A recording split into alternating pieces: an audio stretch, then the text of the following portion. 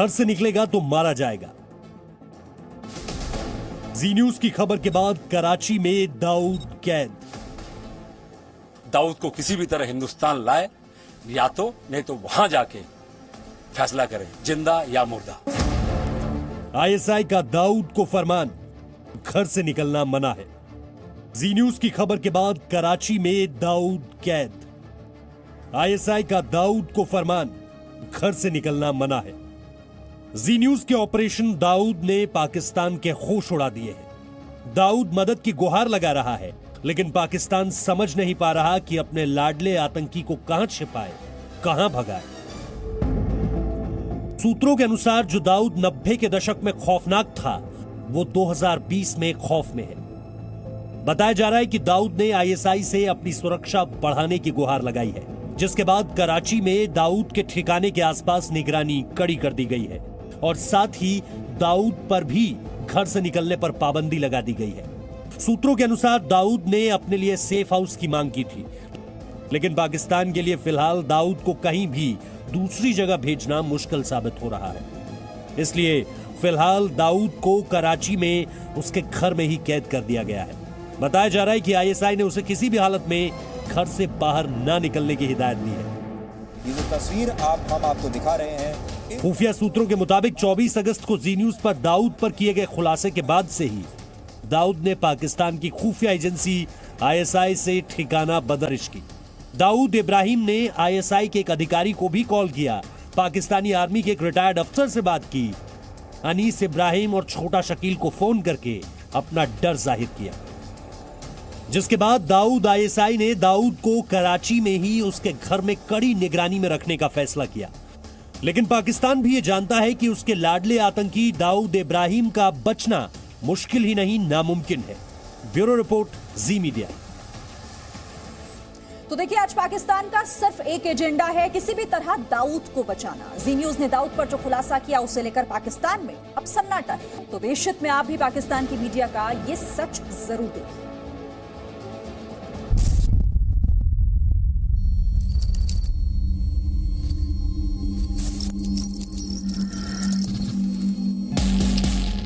हर शब्द में दाऊद दिखता है,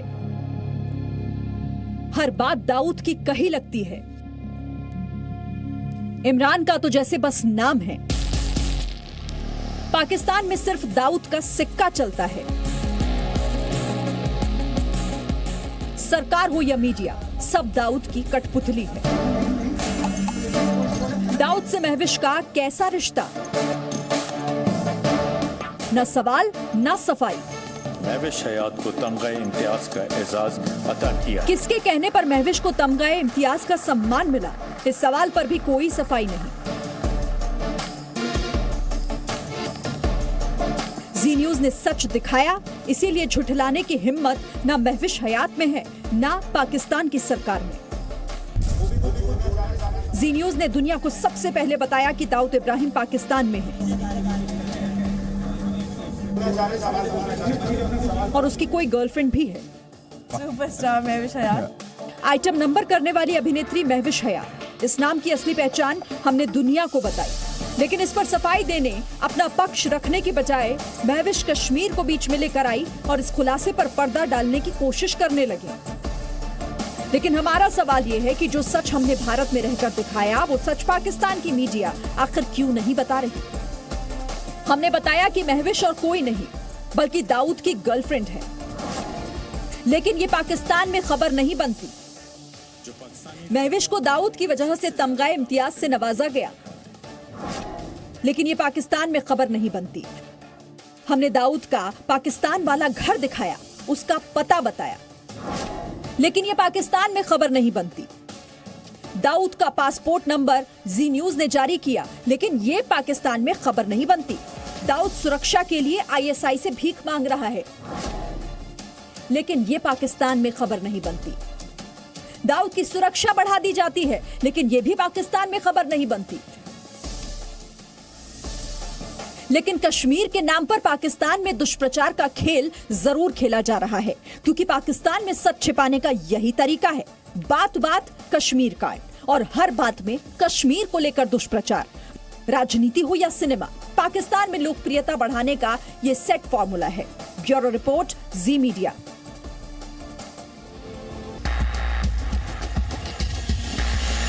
इस वक्त एक ऐसे लैब में आए हैं जो डेटा रिकवरी लैब है, जहां हार्ड डिस्क से डेटा रिकवर किए जाते हैं। और हम ये मान के चलते हैं कि हम किसी कंप्यूटर से जब चीज़ों को डिलीट कर देते हैं, उन फाइल्स को डिलीट करते हैं, और उसके बाद हमको लगता है उन फाइल्स को डिलीट करने के बाद रिसाइकिल बिन से भी अगर हम उसको परमानेंटली डिलीट कर देते हैं, और हम ये सोचते हैं अब ये इस सिस्टम में उसका कोई भी डेटा नहीं है, वो सारा डेटा हम डिलीट कर चुके हैं।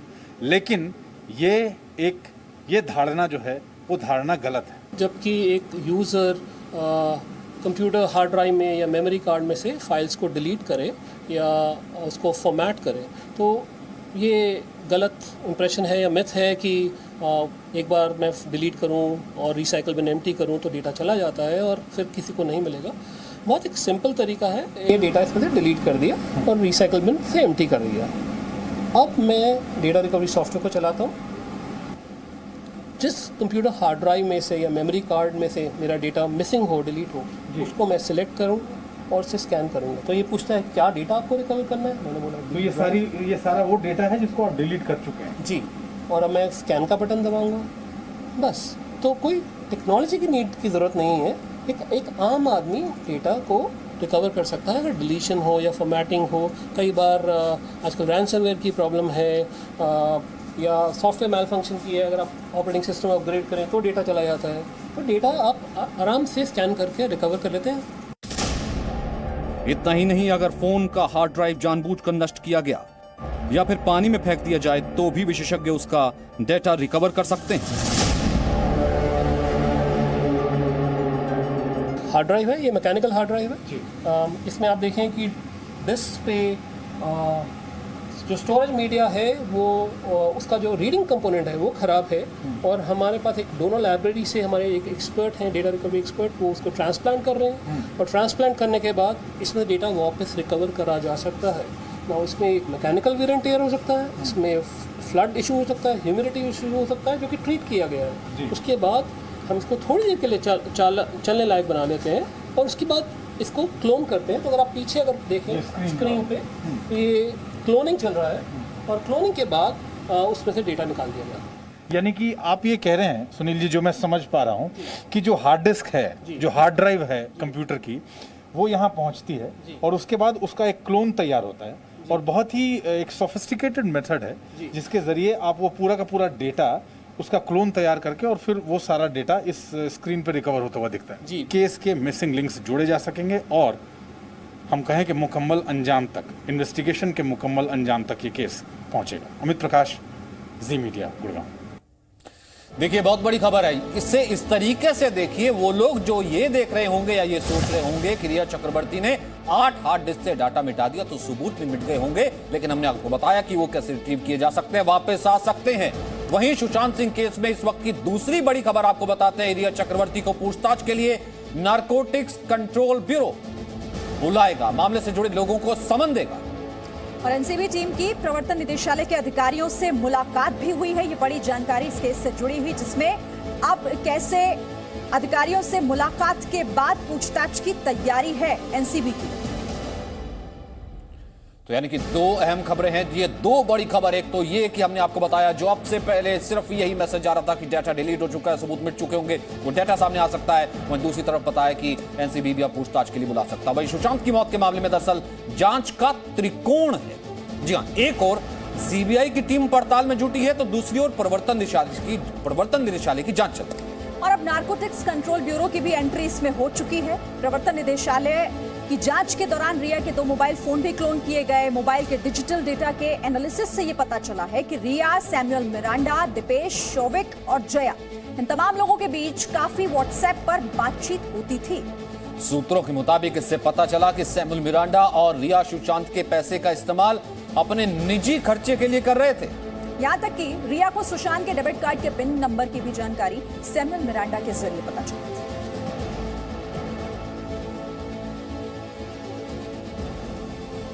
सुशांत की गर्लफ्रेंड रिया चक्रवर्ती पर ड्रग्स लेने और सुशांत को ड्रग्स देने का भी आरोप है। इस मामले में आज एक बड़ा गवाह जी न्यूज पर सामने आया।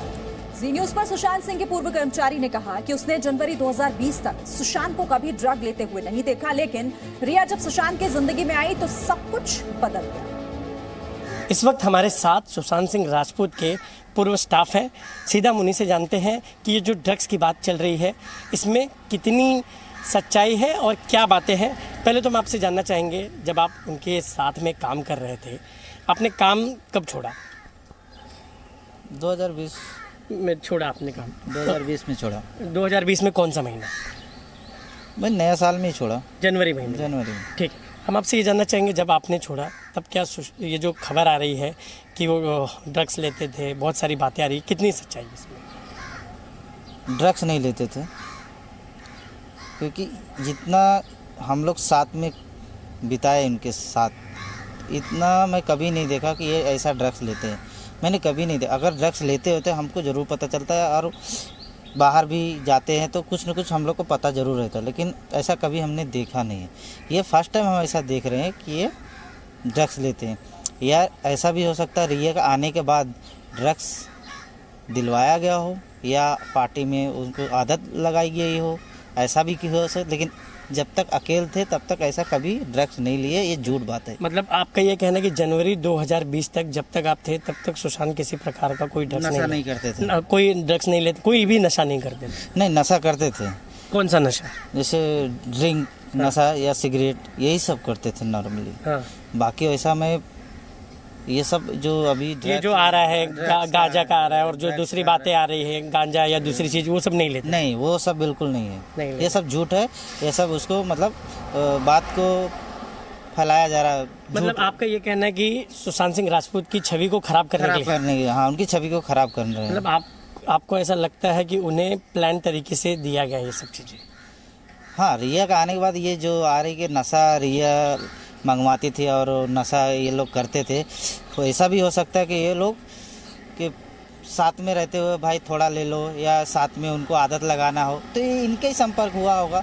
लेकिन जब तक हम लोग स्टाफ में थे तब तक कभी ये ऐसा कोई चीज़ नशा नहीं की। ठीक है, हम आपसे ये जानना चाहेंगे कि आपने उनके साथ तकरीबन 1 साल काम किया है, ठीक है, तो ये जानना चाहेंगे कि रिया से और सुशांत की मुलाकात कब कैसे हुई? उनकी मुलाकात एक शूटिंग पे हुआ, वो भी बाजू में शूट हो रहा था, उनका भी शूट हो रहा था। बस वही सेट पे ऐसा दोस्ती हुई, दोस्ती से बात बढ़ते बढ़ते उनकी एक रिलेशनशिप बनी। लेकिन रिलेशन बनते बनते फिर उनका ऐसा व्यवहार हुआ कि ऐसा हुआ कि हम लोग को ऐसा समझ नहीं पाए। जारी है।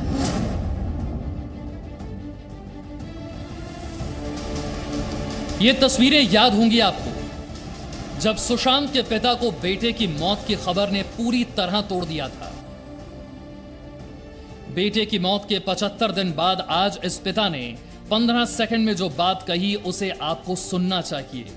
रिया मेरे बेटे सुशांत को लंबे समय से जहर पिलाया करती थी, वो इसकी हत्यारी है। जांच एजेंसी को चाहिए कि रिया को और उसके सहयोगी को अविलंब गिरफ्तार करें और उसे सजा दिलाएं। सुशांत की गर्लफ्रेंड रिया चक्रवर्ती पर सबसे बड़ा आरोप, सुशांत के पिता ने कहा रिया चक्रवर्ती ने की मेरे बेटे की हत्या। रिया सुशांत को लंबे वक्त से दे रही थी जहर। ये उस पिता के आरोप हैं जिसने अपना जवान बेटा खोया है। सुशांत की मौत के बाद पहली बार उनके पिता ने खुलकर रिया चक्रवर्ती पर आरोप लगाए। उन्होंने अपने बेटे की मौत के लिए सीधे सीधे रिया को जिम्मेदार ठहराया। जी न्यूज पर आप सुशांत के पिता के एक एक शब्द को गौर से सुनिए। वो कह रहे हैं कि रिया ने उनके बेटे को जहर देकर मारा। रिया को तुरंत गिरफ्तार किया जाए।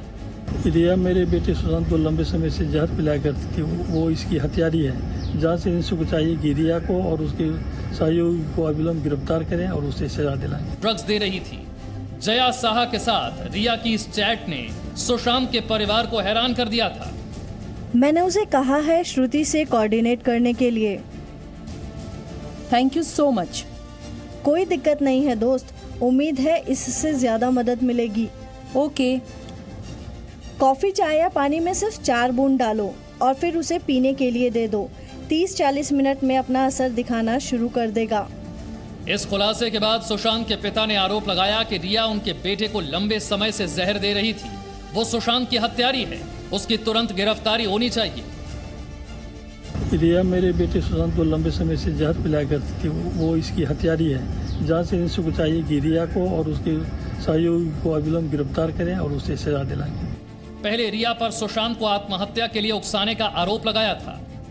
अब सुशांत का परिवार रिया पर हत्या का आरोप लगा रहा है।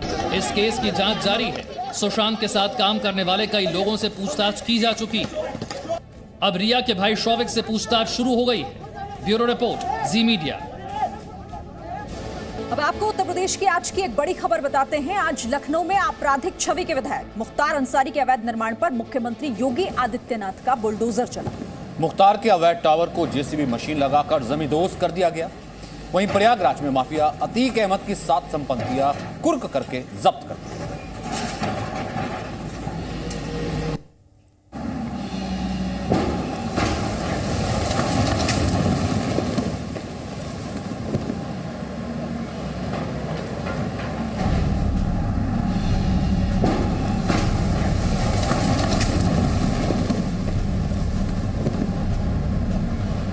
लखनऊ से आई इस तस्वीर को ध्यान से देखिए। ये तस्वीर बताती है कि यूपी में अपराधियों पर योगी का एक्शन जारी है।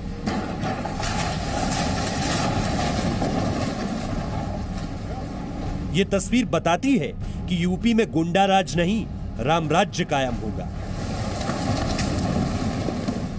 सत्ता के संरक्षण में पल रहे गुंडे, माफिया, अपराधी, लुटेरे, ये सब के सब मेहरबानी करके तो उत्तर प्रदेश छोड़ करके चले जाएं, और अगर उत्तर प्रदेश में रहेंगे तो फिर उनके लिए 2 जगह होंगी। मुझे लगता है उस जगह कोई भी नहीं जाना चाहेगा, और उसके बारे में तय कर लें क्या होना है। लखनऊ में मुख्तार अंसारी की अवैध इमारत पर सीएम योगी का बुलडोजर चला।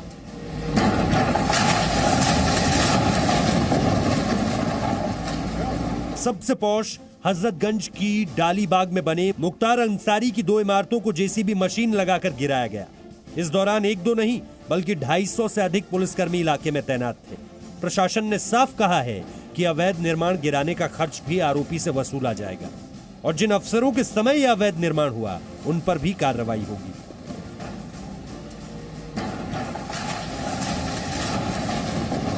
किसी भी अपराधी को बख्शा नहीं जाएगा। लखनऊ में मुख्तार तो प्रयागराज में एक और डॉन अतीक अहमद के खिलाफ भी योगी का हंटर चला। अहमदाबाद जेल में बंद माफिया अतीक अहमद की संपत्तियों पर प्रयागराज में पुलिस ने बड़ी कार्रवाई की।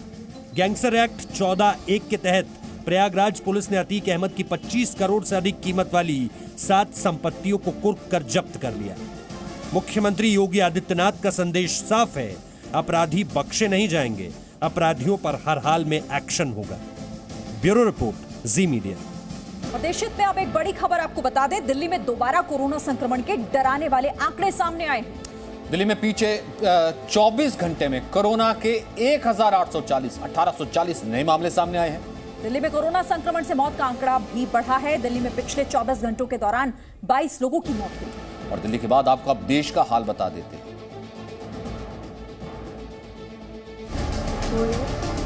देश में कोरोना संक्रमण के मामले 33 लाख से ज्यादा हो गए हैं। केंद्रीय स्वास्थ्य मंत्रालय के मुताबिक पिछले 24 घंटे में रिकॉर्ड 75,760 नए केस आए हैं। 1023 लोगों की मौत हुई है। देश में अब तक 33,10,234 लोग कोरोना वायरस से संक्रमित हो चुके हैं। इनमें से 25,23,771 लोग इलाज से ठीक हो चुके हैं।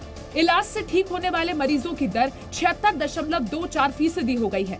कोरोना संक्रमण से अब तक 60,472 लोगों की मौत हो चुकी है। ICMR के मुताबिक कल पूरे देश में 9 लाख से ज्यादा कोरोना टेस्ट हुए और 26 अगस्त तक 3,85,00,000 से ज्यादा कोरोना सैंपल के टेस्ट किए जा चुके हैं।